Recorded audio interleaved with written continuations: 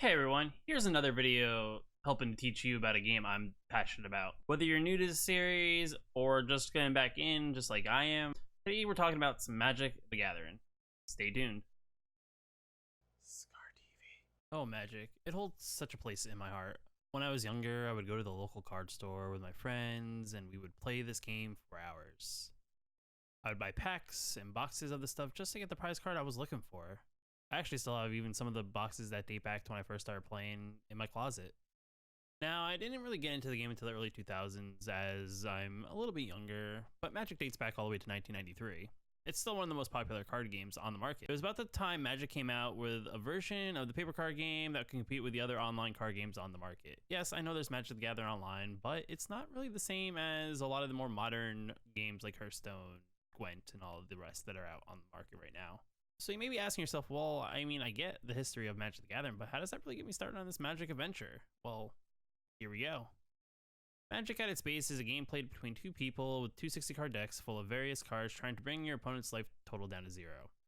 There are 5 different colors of mana sources that each have their own unique playstyle when it comes to cards you can play.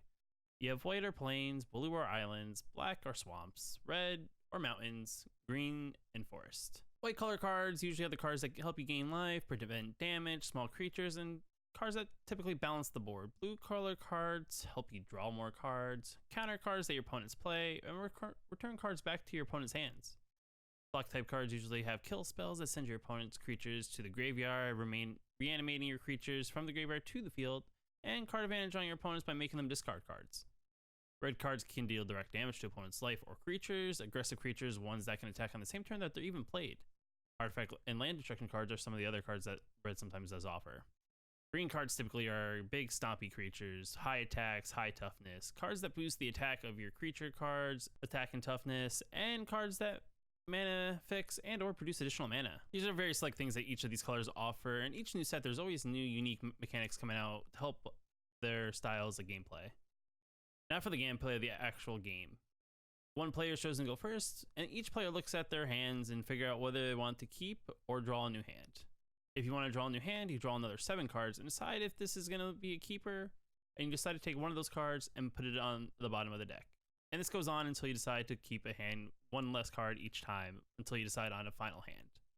Now that our hand is taken care of, we move on to turns. Each player takes their turn, playing a land card of the color of the deck they're playing. If you go second, you draw a card. If you go first, you don't draw a card. Maximum of 1 land can be played per turn, unless the card that allows initial land to be played.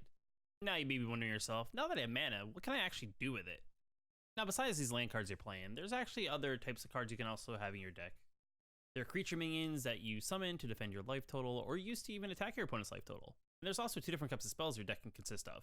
There are sorcery spells that can be played during your main phases on your own turn, as well as there's instant spells that can be played at any time. They're usually in reaction to something your opponent does, like pumping your creature so it does more damage, or prevent it from dying, stopping your opponent from playing a card, like countering that spell or creature, or even drawing a card right before your next turn. Now, Magic the Gathering has a lot of different play modes on the actual arena thing that you can do. There are regular matches that you can play. They're just regular play matches against people. You can play for rank, which the more you win, the higher your rank gets. Or if you just want to practice and play against some simple bots just to kind of get yourself familiarized with it before you really want to play against other people, you can play against bots. And for the sake of this video, we're not going to really dive into what really a sealed, draft, constructed, and all that stuff is. That's something that comes in when you have more familiarization in Magic. After you've done the tutorial and done a couple matches, you may be wondering when you get back to the title screen, what else is there for me to do? Well, if you look at the bottom of the screen, you'll see that there's a daily quest, there's a weekly quest, and then there's also a mastery as well that you can rank up and play through the game. Each daily quest will have some sort of objective, like the one I have today is to attack with 30 creatures. As well as there's a daily win reward that you can do up to 15 times for bonus golden experience. And even a weekly as well to get 15 wins during the week of play. And then there's also a mastery, which is pretty much this game's battle pass. There is a free tier that you get a pack every other level, as well as a paid tier that you pretty much get something every level. To unlock the battle pass, you gotta spend in-game currency, which they call gems, which are a currency that you need to buy. And they have various bundles depending on how many gems you need to buy.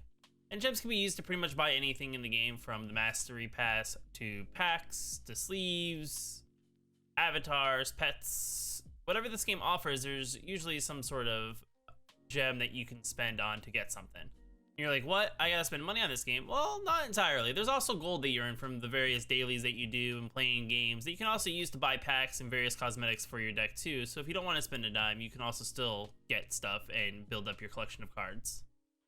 Now, you can also use the gems and gold to buy various things, to play different types of game modes other than the basic ones that you can play without any currency cost.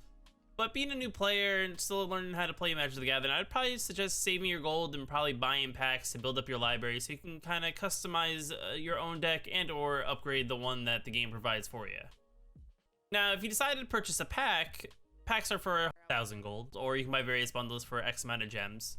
And within each pack, you'll get 5 common cards, 2 uncommon cards, and 1 rare or mythic card.